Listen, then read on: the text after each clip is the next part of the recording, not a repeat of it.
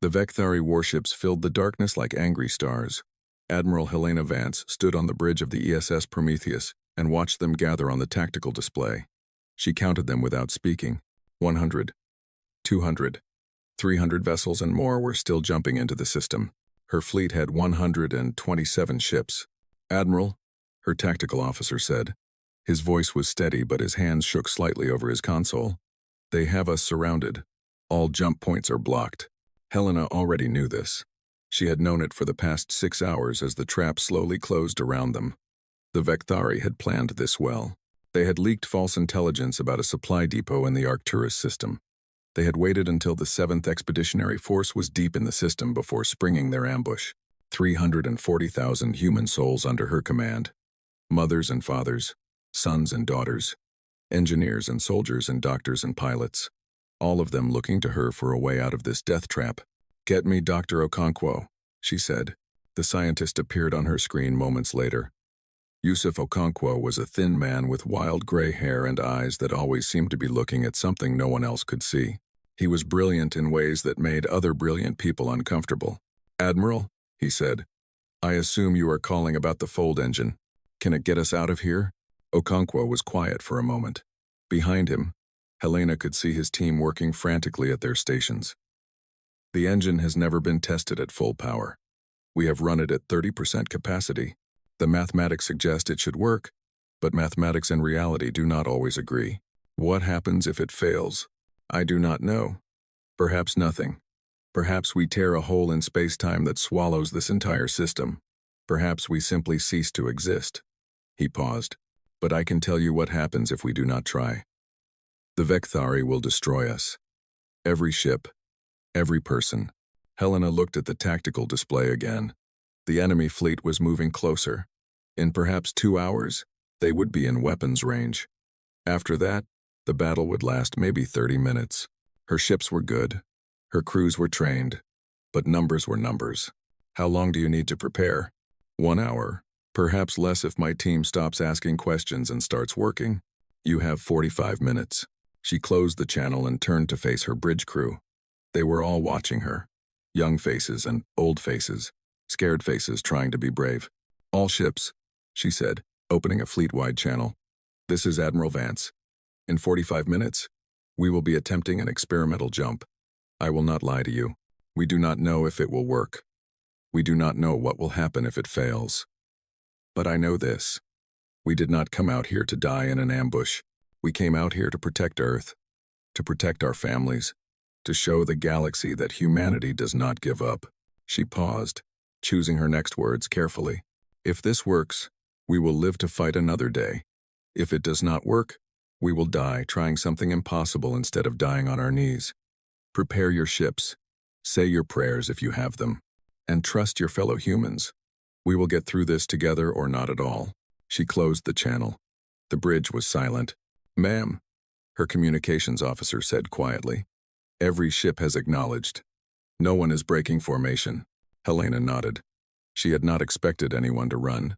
That was not who they were. The next 45 minutes passed like 45 years. Helena watched the Vectari fleet creep closer on the display. She watched her crew perform their duties with steady hands and pale faces. She thought about her husband back on Earth, about her daughter who had just started university, about the dog they had adopted last year who was probably wondering why she had been gone so long. "Admiral." Dr. Okonkwo's face appeared on her screen again. "The fold engine is ready. All ships have synchronized their drives. When we activate, we will all jump together. Where will we end up?" Okonkwo hesitated. "The calculations say we will emerge near Alpha Centauri. But Admiral, I must be honest. I do not fully understand how this technology works. I discovered it, but I did not invent it. It is based on principles that should not exist. We might end up anywhere.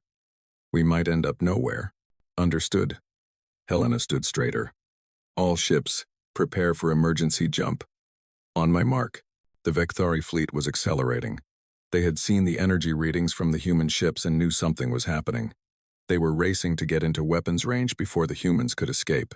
"Admiral, enemy vessels will be in firing range in 3 minutes." Helena watched the numbers count down on her display. The Vectari were fast, faster than she had expected. 2 minutes.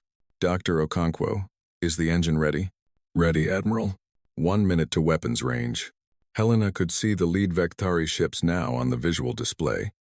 Massive vessels covered in spines and weapons, built for war and nothing else. The Vectari had been conquering other species for 10,000 years. To them, humans were just another obstacle to be removed. 30 seconds. All ships, Helena said. Jump now. For one heartbeat. Nothing happened. Then reality screamed. Helena had no other words for it. The universe itself seemed to cry out in protest as the fold engines tore through the fabric of space-time. The bridge lights flickered and died. The tactical display went blank. Through the viewport, Helena saw something that her mind could not process. Colors that did not exist. Shapes that hurt to look at. A tunnel of impossible geometry stretching out forever in every direction. And then silence. Darkness. Nothing. When Helena opened her eyes, she was lying on the deck. Her bridge crew were scattered around her, groaning, slowly picking themselves up. The emergency lights cast everything in dim red. Report, she said, pulling herself into her command chair. What is our status? I do not know, Admiral. Her tactical officer was staring at his console with wide eyes. Sensors are showing. Nothing. No stars. No planets. No energy signatures. We are surrounded by empty space. That cannot be right. Check the sensors. I have checked them 3 times. There is nothing out there. We are alone. Helena stood and walked to the viewport. She looked out at the darkness and felt her blood turn cold. The tactical officer was wrong. They were not surrounded by empty space. Space had stars. Space had distant galaxies. Space had something in it. This had nothing. This was absence itself made visible. A void so complete that the light from their own ship seemed afraid to travel too far from the hull. Dr. Okonkwo to the bridge, she said. Immediately. When the scientist arrived, he looked at the viewport for a long time without speaking. His face cycled through confusion, fear, and finally something that might have been wonder. We are not in our universe anymore, he said quietly. The fold engine did not move us through space. It moved us through something else, something between realities. Can you get us back? Okonkwo turned to face her. In the red emergency lighting, his eyes seemed to glow. I do not know, Admiral. I do not know where we are. I do not know the rules of this place. I do not know if the laws of physics we understand even apply here. Helena looked at the void outside her ship. She thought about her husband, her daughter, her dog. She thought about Earth, spinning somewhere in a reality they could no longer see. Then we learn, she said. We figure out where we are. We figure out how to survive. And we find a way home. That is what humans do. We adapt, we overcome, we survive. She turned to face her bridge crew. Pass the word to all ships. Tell them we are not lost. Tell them we are exploring. Tell them we will find our way back to Earth if it takes 100 years. In the void outside, something moved. Something vast and patient and utterly unlike anything that had ever existed in their universe. It had noticed the strange visitors who had tumbled into its realm. It began to move closer, and so began the longest journey in human history. A journey that would take the 7th Expeditionary Force through horrors and wonders beyond imagination. A journey that would change them in ways they could not yet understand. 172 years later, they would return to a galaxy that had mourned them and forgotten them. They would return with technology that defied the laws of physics. They would return with a warning. Something was coming. Something that made the Vectari look like children playing at war. And humanity's lost fleet was the only thing standing between it and everything that lived. Marcus Chen was bored. This surprised him because he had always imagined that being a diplomat would be exciting. In the movies, diplomats prevented wars and negotiated historic treaties. In reality, diplomats spent most of their time arguing about trade tariffs and fishing rights. Today's meeting was about grain shipments. The Thesari wanted to increase their quota. The Vectari objected because increased Thesari exports would affect their own agricultural markets. Marcus had been listening to them argue for 3 hours. He was 28 years old. He had graduated top of his class from the Earth Diplomatic Academy. He spoke 6 languages, including 2 alien ones, and he was sitting in a conference room on Concord Station listening to 2 species argue about grain. His tablet buzzed. He looked down at it. expecting another message from his supervisor about upcoming meetings. Instead, he saw an alert marked with the highest priority code. Unknown fleet detected. All personnel report to emergency stations. Marcus stood up from his chair. Around him, other diplomats were looking at their own tablets with confused expressions. "What is happening?" the Thesari delegate asked. Before anyone could answer, the station's alarms began to wail. Marcus ran through the corridors toward the main observation deck. He was not sure why. His emergency station was in the diplomatic wing, but something told him he needed to see this for himself. The observation deck was already crowded when he arrived. Humans and aliens stood pressed against the massive windows, staring out into space. Marcus pushed his way through until he could see. At first, he saw nothing unusual, just stars and the distant shapes of ships coming and going from the station. Then someone pointed, and he saw it. A wound in space. There was no other way to describe it. A tear in the fabric of reality, glowing with colors that hurt to look at. And from this tear, ships were emerging. Human ships, old human ships, designs that Marcus recognized from history books. "That is impossible," someone whispered beside him. Marcus felt his heart pounding in his chest. He knew those ship designs. Every child on Earth knew them. They were the ships of the 7th Expeditionary Force, the Lost Fleet, the 127 vessels that had vanished during the HFY War, 172 years ago. His great-great-grandmother had served on one of those ships. "All Earth personnel," the station's speakers announced. "Report to Ambassador Wilson in the main conference hall immediately." The next few hours were chaos. Marcus found himself assigned to the hastily assembled contact team, chosen because of his family connection to the Lost Fleet.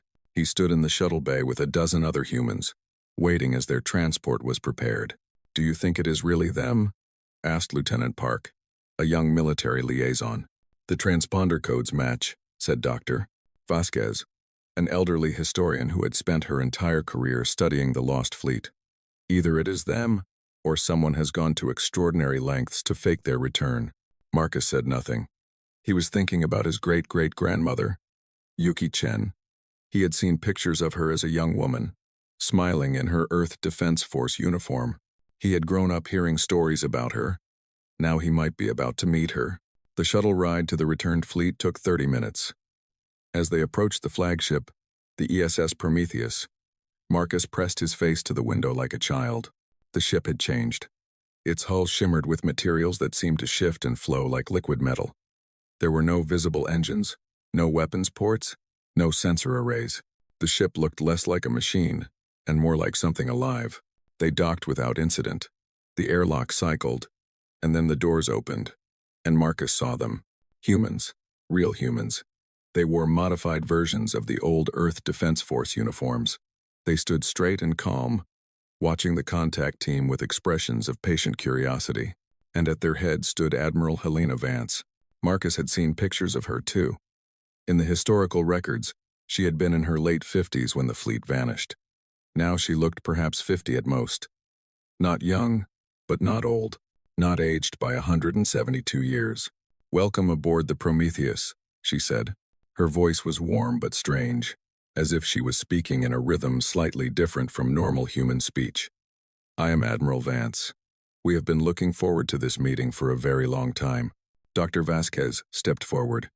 "Admiral, I have so many questions. Where have you been? How have you survived? How is it possible that you have not aged?" Admiral Vance smiled. It was a kind smile, but there was something behind her eyes that made Marcus uneasy.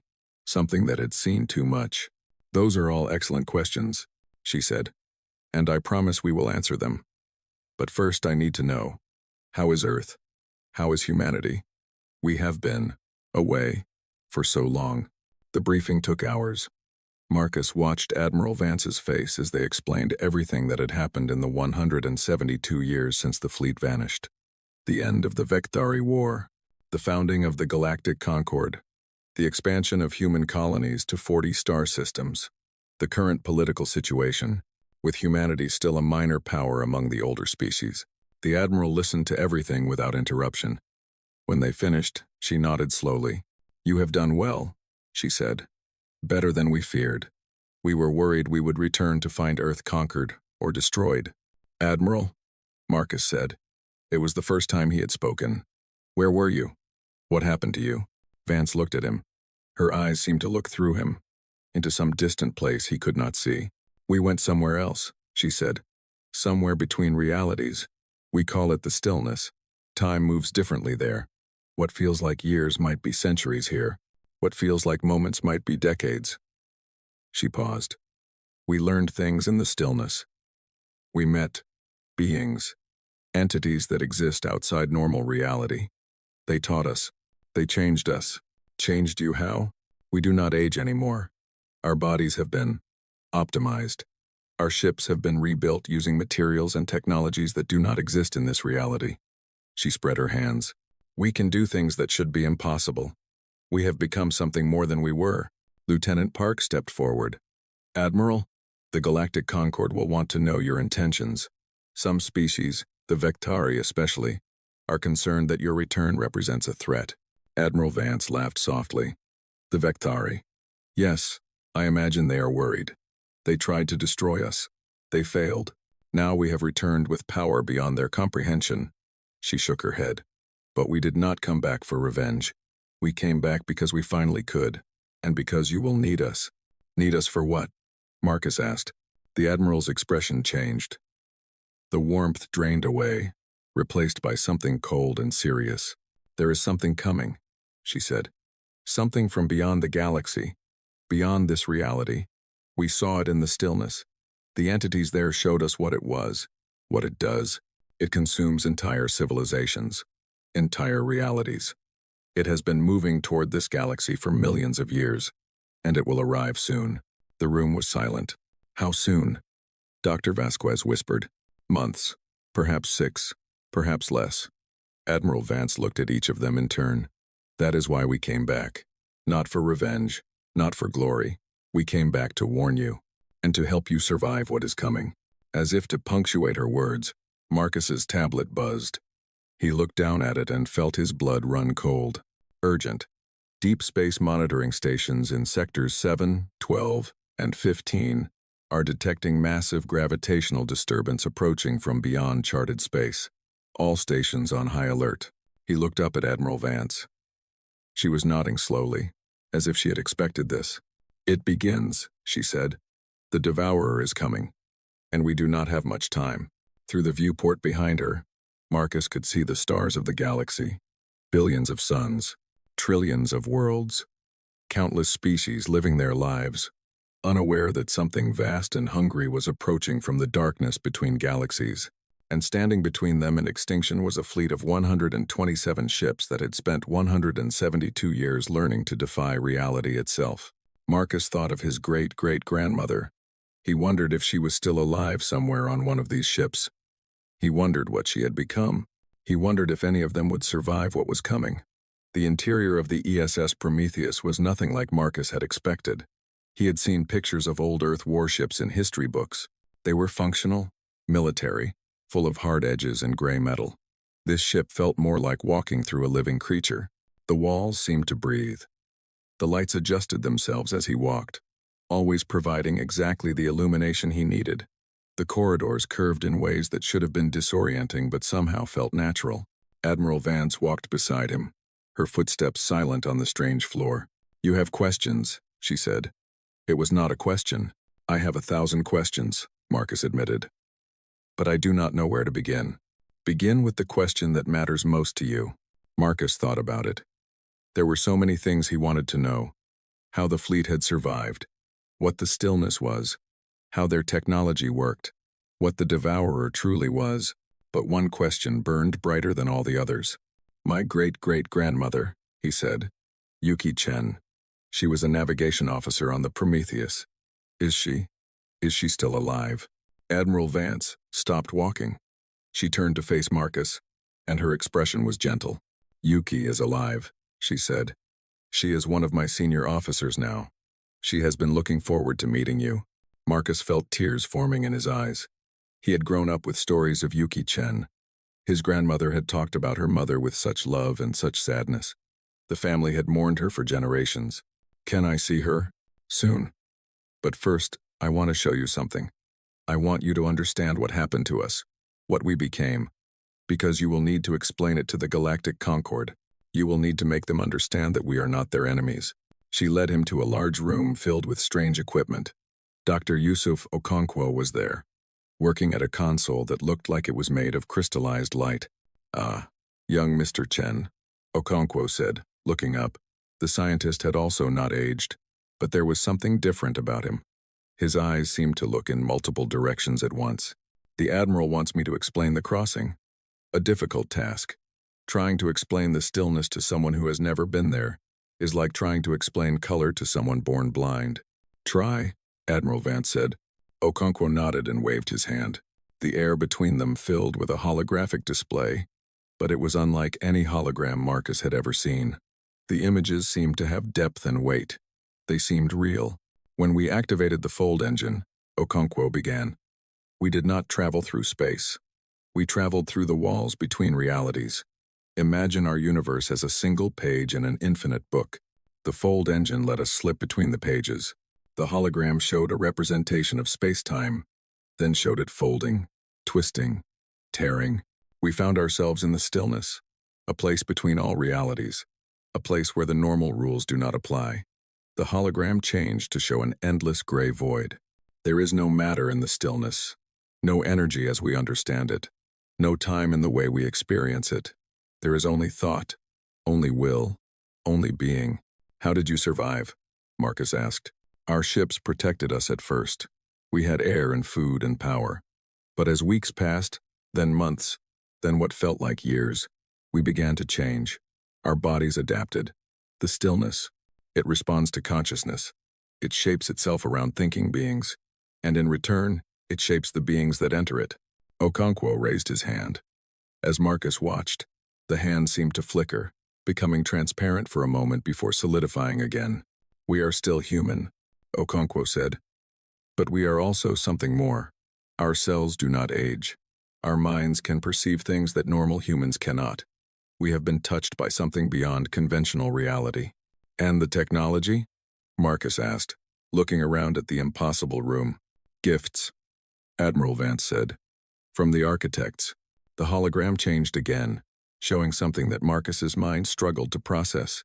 It was a shape that seemed to exist in more dimensions than 3. It was beautiful and terrifying at the same time. "The architects are the oldest beings in the stillness," Vance explained. "They exist outside of time. They have watched realities be born and die. When we stumbled into their realm, they were curious. Humans were unlike anything they had encountered before. We were fragile and mortal and brief. But we were also stubborn. We refused to despair. We refused to give up. We kept fighting to survive, kept trying to understand, kept reaching for home. They found us interesting," Okonkwo added. "And so they helped us. They showed us how to manipulate the substance of the stillness. They gave us materials from beyond reality. They taught us to build ships that could exist in both the stillness and normal space." "But why did you wait so long to return?" Marcus asked. 172 years. Why not come back sooner?" Admiral Vance's expression darkened. "Because of what else the architects showed us." The hologram changed again. This time it showed something vast and horrible. A wound in reality itself. A tear in existence that consumed everything it touched. Stars vanished into it. Planets crumbled. Light itself was devoured. "The Devourer," Vance said. "An entity from outside all realities. It feeds on existence itself. It has destroyed countless universes across infinite dimensions, and it has been moving toward your reality for millions of years." Marcus stared at the image. His mind could not fully process what he was seeing, but his instincts understood. This was death. This was the end of everything. "The architects cannot stop it," Vance continued. "They exist outside of time, but the Devourer exists outside of everything. They can only watch as it consumes reality after reality. But they showed us that there might be a way, not to destroy the Devourer, but to wound it, to drive it back, to save this reality. And that is why you came back," Marcus said. "To fight this thing, to give you a chance to fight it." Vance corrected. "We cannot defeat the Devourer alone. The Lost Fleet has power, but the Devourer is beyond anything we can face by ourselves. We need all of you, every species in the Galactic Concord. Every ship, every resource, every thinking being working together. Marcus thought about what he had seen in the Concord Council.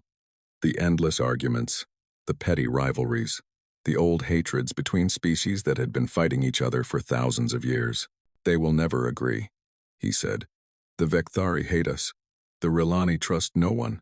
The Thessari only care about trade. Getting them to work together is impossible. Admiral Vance smiled. It was a sad smile, full of understanding. We thought the same thing when we first entered the stillness, she said. 127 ships from different nations, different services, different backgrounds. We had our own conflicts, our own hatreds, our own petty rivalries. But the stillness stripped all of that away. When you are floating in an endless void with nothing but each other, you learn very quickly what matters and what does not. She put her hand on Marcus's shoulder. The galaxy will learn the same lesson. They will learn it because they have no choice. The Devourer does not care about old hatreds or trade agreements or territorial disputes. It will consume everyone equally. The only question is whether the species of this galaxy will realize that in time to save themselves. Marcus looked at the hologram of the Devourer. He thought about his family on Earth, his parents, his sister, the billions of humans going about their daily lives, unaware that something beyond comprehension was approaching from the void. What can I do? He asked. I am just a diplomat. I argue about grain shipments. You are the bridge, Vance said. You are human, but you are not from the Lost Fleet. The Concord species will trust you more than they trust us. You can help them understand that we are not the enemy, that we are all on the same side now. A door opened behind them. Marcus turned and saw an elderly woman standing there. She had silver hair and dark eyes, and a face that he had seen in 100 family photographs. Yuki Chen, Admiral Vance said. Meet your great-great-grandson. Yuki walked forward slowly. She stopped in front of Marcus and studied his face with eyes that had seen things no human was meant to see. You look like my daughter, she said softly. The daughter I left behind when we jumped. Is she? She lived a long life, Marcus said. His voice was shaking. She had children, grandchildren. She never stopped hoping you would come back. Yuki closed her eyes. A single tear ran down her cheek. 172 years, she whispered. It felt like maybe 40 years to us. The stillness plays tricks with time. I thought I would come back and see her again. But she is gone now. They are all gone. Marcus reached out and took her hand. Not all of them. I am here. Your family survived. We remembered you. We honored you. Yuki opened her eyes and smiled through her tears. Then we will make sure you have a future to live, she said. We will make sure the Devourer does not take you the way it has taken so many others.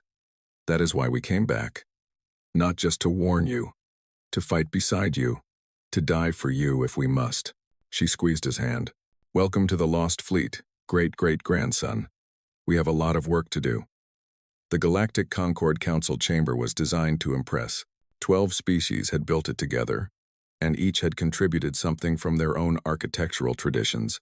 The result was a massive dome filled with floating platforms, each one carrying the delegation from a different civilization. Marcus Chen stood at the central podium. Behind him, a holographic display showed the approaching Devourer. The image made his skin crawl every time he looked at it. Around him, 12 species argued. This is clearly a human trick, the Vecthari ambassador declared. His name was Kethvor, and he was a veteran of the war that had nearly destroyed the Lost Fleet 172 years ago. They disappear for almost 2 centuries. They return with impossible technology, and now they claim some cosmic monster is coming to destroy us all? How convenient. The sensor data is real, the Thessary delegate said. Her voice was thin and reedy like wind through grass. Our own monitoring stations have confirmed the gravitational disturbance. Sensor data can be faked. The humans have always been clever. Marcus had been listening to this argument for 3 hours. He was tired, he was frustrated, and he was running out of time. Ambassador Kethvor, he said, I understand your suspicion. The Vecthari and humanity have a difficult history, but I am asking you to consider the possibility that you are wrong. If the Lost Fleet wanted to destroy you, they could have done it the moment they returned. Their technology is so far beyond ours that we would have no defense. Kethvor's 4 eyes narrowed. Perhaps they are waiting. Perhaps this is all part of some elaborate plan. To what end? They gain nothing from deception. If the devourer is real and we do nothing, everyone dies. Humans, Vectari, everyone. And if it is not real? If we hand over our resources and our ships to human command? What then? Admiral Vance stepped forward. She had been standing quietly at the edge of the platform, letting Marcus handle the diplomacy. But something in Kethvor's voice had changed her mind. "Ambassador," she said, "I remember you." Kethvor turned to face her. "We have never met." "No, but I remember your grandfather. He commanded the fleet that ambushed us in the Arcturus system. He gave the order to destroy us. He watched as 300 Vectari warships moved to surround 127 human vessels. The chamber went silent. Your grandfather," Vance continued, "was a good commander. Ruthless, but good. He would have destroyed us if we had not escaped. He spent the rest of the war hunting for us, refusing to believe we were truly gone. He died still searching." Kethvor said nothing, but his scales had turned a darker shade. "I do not blame him," Vance said. "We were at war. He did what soldiers do. But I want you to understand something. We spent 172 years in a place beyond your imagination. We learned things no one in this galaxy knows. We gained power that makes your greatest weapons look like children's toys. And do you know what we did not do?" She stepped closer to Kethvor's platform. "We did not come back for revenge. We could have destroyed the Vectari homeworld the day we returned. We could have burned your entire civilization to ash. But we did not, because we learned something in the stillness. We learned that hatred is a luxury that no one can afford when real darkness is coming." Kethvor stared at her for a long moment. "You expect me to believe that? After what your species and mine have done to each other? I expect you to believe your own eyes." Vance turned to Dr. Okonkwo, who had been standing nearby. "Show him." Okonkwo activated something on his wrist.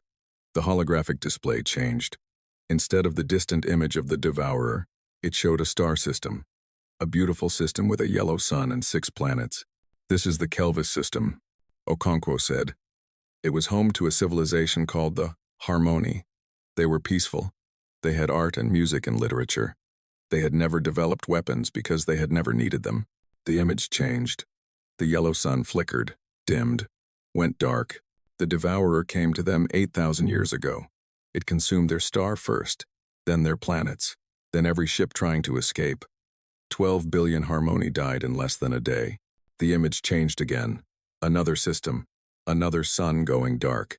The Velos Confederacy, the Bright Kingdom, the Eternal Chorus. Hundreds of civilizations across dozens of realities. All consumed, all gone. The architects showed us their memories. We watched them die. We felt their terror as the devourer came for them. Okonkwo looked at Kethvor. "This is not a trick. This is not a deception. This is what is coming for all of us. And we cannot stop it alone." The chamber was silent again. But this time the silence felt different. Heavier. The Rolani delegate, a species so ancient that they claimed to remember when the galaxy was young, finally spoke. "We have heard legends of such things. Entities that exist outside the natural order. We called them the Hungry Dark. We believed they were myths." "They are not myths," Vance said. "They are very real. And one of them is 6 months away from this galaxy." Marcus stepped forward again. "Admiral Vance and the Lost Fleet have developed plans for a weapon. They call it the Severance. It cannot destroy the devourer, but it can wound it, drive it back. Give us time." "What kind of weapon?" the Thesari delegate asked. "A device that cuts the devourer off from the void that sustains it. Without that connection, it cannot feed. It will weaken and retreat." "And what does building this weapon require?" Marcus took a deep breath. "Everything. Every shipyard in the Concord, every resource, every species working together. The weapon is massive, and we have very little time." The argument started again, but they were different now. Less angry, more frightened. The delegates were not arguing about whether the threat was real. They were arguing about how to respond to it. Kethvor sat silently through most of it. Finally, he stood. "I will go," he said. Everyone turned to look at him. Admiral Vance offered to show me the devourer, to let me see it with my own eyes. I will take that offer. If what she says is true, I will return and order the Vectari fleet to join the defense. And if you decide she is lying? Marcus asked. Kethvor's 4 eyes met his 2. Then I will have seen the greatest deception in galactic history, and I will spend the rest of my life trying to understand why humans went to such lengths for such a pointless trick. The trip to observe the Devourer took 3 days. Marcus went along, despite Admiral Vance's warnings. He needed to see it for himself. He needed to understand what they were fighting. They traveled on a lost fleet vessel, a small scout ship that moved in ways that made Marcus's stomach turn. It did not seem to fly through space so much as fold space around itself, appearing in one location and then another without any sense of travel between them. Kethvor stood at the observation window as they approached the edge of charted space. His scales had turned pale, a sign of stress in his species. There, Admiral Vance said quietly. Look. Marcus looked. At first, he saw nothing but stars. Then he realized that some of the stars were going out. One by one, like candles being extinguished, the distant points of light were vanishing, and behind them was something vast, something that his eyes could not quite focus on, a presence in the darkness that seemed to swallow light and matter and hope itself. Kethvor made a sound that Marcus had never heard from a Vectari before, a whimper of pure terror. It is real, he whispered. The hungry dark is real. Yes, Vance said. And it is coming for all of us. They stood in silence for a long time, watching stars die in the distance. When they finally turned away, something had changed in Kethvor's eyes. I was wrong, he said. I was wrong about everything. The war, the hatred, all of it. None of it matters now. He turned to Admiral Vance. What do you need us to do? Vance smiled. It was a tired smile, but there was hope in it. Go back to the council. Tell them what you saw. Convince them to work together and help us build the Severance. It is our only chance. Kethvor nodded slowly. For 172 years I was taught to hate your species. My grandfather spent his life hunting your fleet. My father raised me on stories of human treachery. He paused. But my grandfather never told me what to do when humans were the only thing standing between my people and extinction. He extended his upper right hand, a gesture of respect among his species. You have the support of the Vectari. We will fight beside you. We will die beside you if we must. This I swear. Admiral Vance took his hand. Then we might actually have a chance, she said. We might actually survive this. Marcus watched the 2 former enemies shake hands against the backdrop of dying stars. For the first time since this nightmare began, he felt something like hope. It was a small hope, a fragile hope, but it was enough. The largest fleet in galactic history gathered at the edge of known space. Marcus Chen stood on the bridge of the ESS Prometheus and watched them arrive through the viewport. Thousands of ships from 12 species, former enemies now flying in formation, their lights blinking in the darkness like a river of stars. Vectari warships with their spine-covered hulls. Thesari trading vessels modified for combat. Rilani ancient cruisers that had not left their home system in 10,000 years. Human ships from Earth and 40 colonies. And at the center of it all, the 127 vessels of the Lost Fleet, their impossible hulls shimmering with technologies from beyond reality. 3 months of frantic work had brought them to this moment. Shipyards across the galaxy had operated without pause. Scientists from every species had worked together, sharing secrets that had been guarded for millennia. Old enemies had set aside their hatred because they had seen what was coming. They had seen the Devourer, and now it was here. Marcus could see it at the edge of the tactical display. A wound in existence. A tear in reality that consumed everything it touched. Stars were dying as he watched, their light swallowed by the approaching darkness. All ships report ready, Lieutenant Park announced. He had been assigned to the Prometheus as military liaison, and he had proven himself invaluable over the past months. Admiral Vance nodded. She stood at the center of the bridge, her silver hair pulled back, her eyes fixed on the approaching horror. Beside her stood Yuki Chen, Marcus's great-great-grandmother, now serving as her senior tactical officer. Begin broadcast to all vessels, Vance said. Her image appeared on every ship in the fleet. Human faces and alien faces turned to watch her. This is Admiral Vance of the Lost Fleet. 172 years ago, my ships were lost to the void. We spent those years learning, changing, preparing. We did not know it then, but we were preparing for this moment. She paused, letting her words sink in. Today we face something that has destroyed countless civilizations across infinite realities. The Devourer does not negotiate. It does not show mercy. It simply consumes. But we have something that all those other civilizations lacked. We have each other. Her eyes swept across the tactical display, taking in the thousands of ships from dozens of species. Look around you. Vectari flying beside humans. Thessari defending Relani. Species that have been enemies for millennia now standing together. This is our strength. This is what makes us different from all the civilizations the Devourer has destroyed before. They fought alone. We fight together. She straightened her shoulders. Some of us will not survive this day. I will not lie to you about that. But those who fall will fall knowing that they died for something that matters. They died defending their families, their worlds, their future. They died as heroes. Her voice hardened. The Devourer expects easy prey. It expects us to scatter and flee and die one by one, as so many others have done. Let us show it that it was wrong. Let us show it what happens when the galaxy stands united. All ships, advance to defensive positions. May whatever gods you believe in watch over us all. The fleet began to move. Marcus felt the Prometheus surge forward, leading the way toward the approaching darkness. Around them, thousands of ships fell into formation. The combined firepower of the entire galaxy gathered in one place, moving toward a single purpose. The first contact was brutal. Ships on the outer edge of the formation simply ceased to exist as they touched the boundary of the Devourer's influence. Their matter and energy were absorbed, adding to the monster's endless hunger. Thousands of lives ended in seconds, but the fleet kept advancing. The lost fleet ships pushed forward, their stillness forged hulls able to survive longer in the Devourer's presence. They struck at the edges of the wound, their weapons firing beams of energy that seemed to make reality itself scream. The Devourer responded.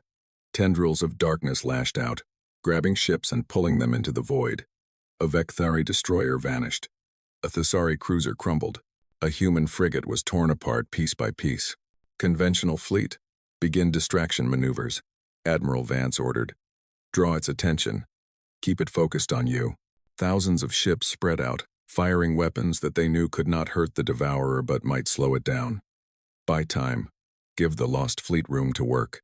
Marcus watched the tactical display as ship after ship winked out of existence. He recognized some of the vessel names. He had met some of those crews over the past months. Now they were gone, sacrificing themselves to give the rest a chance. The Severance is in position, Dr. Okonkwo reported. His voice was calm despite the chaos around them. I am beginning final approach. The Severance was a massive device, built in the shipyards of 10 different species, designed from plans that the architects had given the lost fleet. It was not a weapon in the traditional sense. It was more like a surgical tool, designed to cut the Devourer off from the void that sustained it. Dr. Okonkwo himself was piloting the delivery vessel. He had insisted on it. This was his technology, his discovery, his responsibility. He would see it through to the end. Yusuf, Admiral Vance said softly, you do not have to do this. We can find another pilot. Okonkwo's face appeared on the screen. He was smiling, that strange smile he always wore when he was working on something that should be impossible. I started this journey 172 years ago, he said. When I activated the fold engine and took us all into the stillness, I think it is fitting that I should be the one to end it. You will not survive, Vance said. The Severance has to be activated from inside the Devourer's influence. No ship can withstand that for long. I know, Okonkwo nodded. But I have lived longer than any human in history. I have seen things that no one was ever meant to see. I have learned secrets that change the nature of reality itself. I think I have earned my rest. He looked directly at the camera. Tell the architects I said thank you. Tell them I finally understood what they were trying to teach me. The universe is not just matter and energy. It is connections. It is relationships. It is the bonds between thinking beings that give existence meaning. That is what the Devourer can never understand. That is why it will lose. His ship accelerated toward the heart of the darkness. Marcus watched on the tactical display as the small vessel plunged into the wound. The Devourer reached for it, tendrils of nothing wrapping around the hull. Okonkwo's ship began to crumble, but the scientist had calculated perfectly. At the exact moment before his vessel was completely destroyed, the severance activated. Reality screamed. There was no other way to describe it. The fabric of space-time itself cried out in agony as the severance did its work. Marcus fell to his knees, clutching his head, as a sound that was not a sound tore through every ship in the fleet. And then it stopped. Marcus looked up at the viewport. The Devourer was still there, but it had changed. It was writhing, thrashing, like a wounded animal. The wound in reality was still visible, but it was smaller now, weaker. The severance worked. Lieutenant Park whispered. It actually worked. It is not dead, Admiral Vance said. Her voice was grim. Only wounded. It will recover. It will keep coming. She turned to face the bridge crew. This was always the plan. The severance could wound it, but only one thing can finish it. Only one thing can drag the Devourer away from this galaxy forever. Marcus understood suddenly. He saw it in Vance's eyes, in Yuki's eyes, in the eyes of every Lost Fleet crew member on the bridge. No, he said. There has to be another way. There is not. Vance put her hand on his shoulder. We spent 172 years in the stillness. We learned how to move between realities.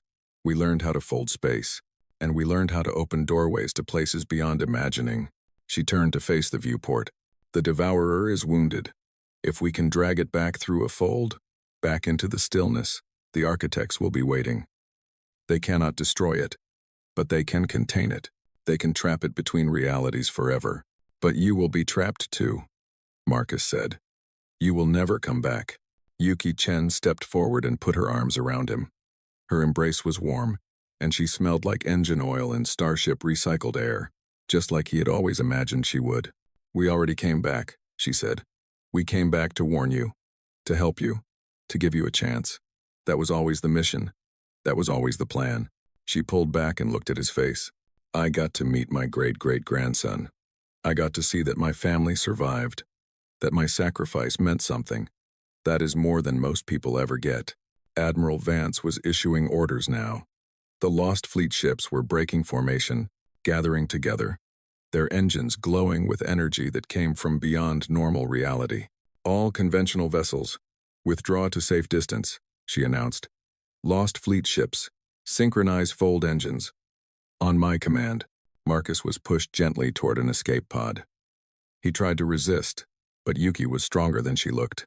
Go, she said. Live. Have children. Tell them about us. Tell them that when the darkness came, their ancestors stood against it. Tell them that we won. The escape pod sealed around him. Through the small viewport, he watched as the Lost Fleet gathered at the edge of the wounded Devourer. Admiral Vance's voice came through the communication system one last time. To the people of this galaxy, we were lost. We were forgotten. But we never stopped fighting. We never stopped hoping. We never stopped believing that someday we would come home. The Lost Fleet's engines blazed. This is our final gift. Not just our technology, not just our warning, our sacrifice. We give you a future. Use it well. The ships moved as one. They plunged toward the wounded Devourer, their fold engines tearing reality apart. A massive portal opened, a doorway to somewhere beyond space-time. The Devourer tried to resist, but it was too weak. The Lost Fleet drove into it, pushing it, dragging it, forcing it through the portal and into the realm between realities. The last thing Marcus saw before the portal sealed was the Prometheus, her hull burning with strange fire, disappearing into the void. And through one of the viewports, he thought he saw Yuki Chen smiling. Then the portal closed.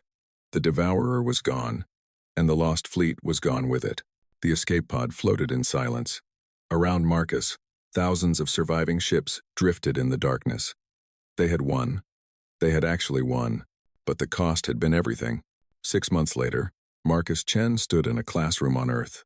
Around him, children from a dozen species sat together, human and Vectari and Thesari and more, learning about the Battle of the Threshold, learning about the Lost Fleet, learning about the day the galaxy stood united. The Lost Fleet sacrificed themselves, he said, so that we could have a future. They spent 172 years preparing for that moment. They came back knowing they would never stay, knowing they would have to leave again. A young girl raised her hand. Why did they do it? Why did they die for people they did not even know? Marcus smiled. He thought about Yuki Chen, about Admiral Vance, about Dr. Okonkwo, and all the others who had given everything. Because that is what heroes do, he said. They do not fight for themselves. They fight for everyone else. They fight so that children like you can grow up in a galaxy at peace. They fight so that species who used to be enemies can learn to be friends. He looked out the window at the sky. Somewhere out there, beyond the stars, beyond reality itself, the lost fleet was still standing guard, still fighting, still protecting. We honor them by being better, Marcus said, by working together, by never forgetting that when the darkness came, we stood against it together. That is their legacy. That is what they died for. The children nodded solemnly, and outside, the stars shone bright and steady, undimmed, undevoured, because humanity's lost fleet had finally come home.